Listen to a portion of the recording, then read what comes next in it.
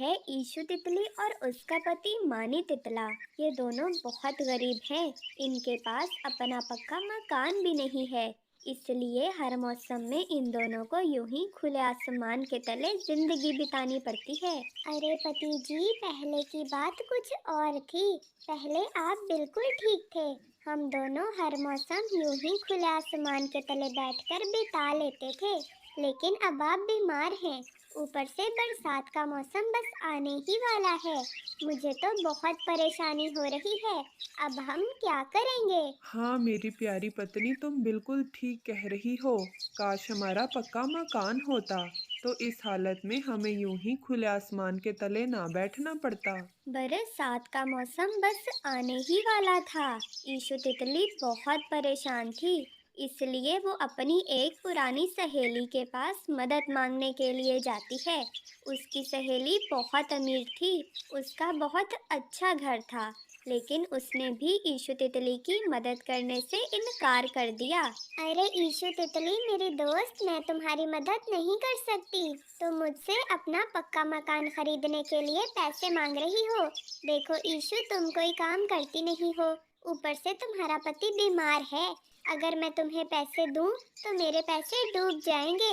तुम मेरा कर्ज कैसे वापस करोगी? ना ना बहन, मैं तुम्हें बिल्कुल पैसे नहीं दे सकती। अरे वाह निशु तितली, दोस्त भी कहती हो और मेरी मदद भी नहीं करती।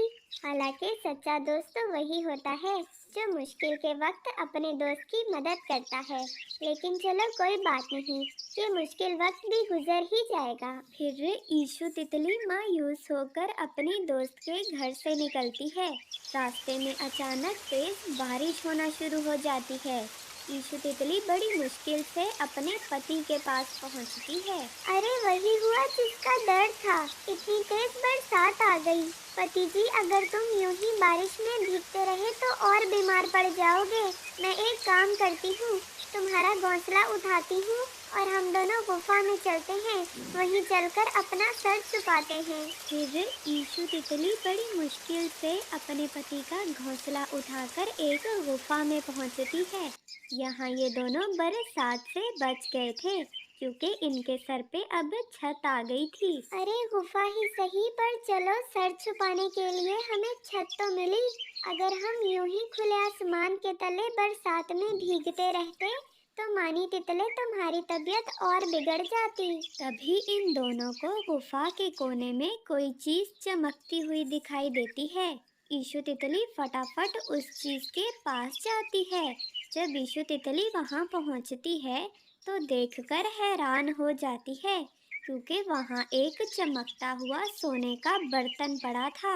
अरे वाह, सोने का बर्तन! मुझे तो अपनी आंखों पर यकीन नहीं आ रहा। ये बर्तन तो बहुत महंगा होगा। एक काम करती हूँ, इस बर्तन को बेचकर अपने पति का इलाज भी करवा लेती हूँ और अपने लिए एक पक्का मकान भी खरीद लेती हूँ। मेरा तो मसला ही हल हो गया। तभी अचानक वो बर्तन बात करने लगता है। अरे ईशु तितली, तुम्हें मुझे बेचने की कोई ज़रूरत नहीं है, क्योंकि मैं कोई आम बर्तन नहीं बल्कि एक जादुई बर्तन हूँ। तुम्हें क्या चाहिए, तुम मुझे बताओ। मैं अपने जादू से तुम्हें वो चीज़ बना दूंगा। तुम क्यों परेशान होती हो? अब तुम्हारा हर मसला हल हो जाएगा। मैं सदियों से इसी गुफा में रहता हूँ, और आज तक मेरे पास जो भी आया है, मैंने उन सब की मदद की है। तुम्हारी भी ज़रूर करूँगा। मुझे बताओ तुम्हें क्या चाहिए? अरे वाह, बोलने वाला जादुई बर्तन! अरे जादुई बर्तन भैया, प्लीज मेरी मदद कीजिए। मैं बहुत परेशान हूँ। मुझे पैसों की बहुत ज्यादा जरूरत है। जादुई बर्तन भैया, मेरा पति बीमार है और अब हम खुले आसमान के तले नहीं रह सकते। मुझे एक पक्का मकान खरीदना है और अपने पति का इलाज करवाना है। कोई भी हमारी मदद नहीं कर रहा। आप प्लीज हमारी मदद कीजिए। और फिर जादुई बर्तन ईशु तितली को ढेर सारे पैसे बना देता है। ईशु तितली इतने सारे पैसे देखकर बहुत खुश हो जाती है। वो फटाफट उन पैसों को अपने पति के पास ले जाती है। मानी तितला भी इतने ढेर सारे पैसे देखकर बहुत खुश हो जाता है। वो रात ये दोनों इस गुफा में ही बिताते हैं। और फिर अगले दिन सुबह ईशु तितली कुछ पैसे लेकर जुगनू चचा के पास जाती है। जुगनू चचा इस पूरे जंगल में घर बनाकर बेचा करते थे। ईशु तितली उनसे एक पक्का मकान खरीद लेती है।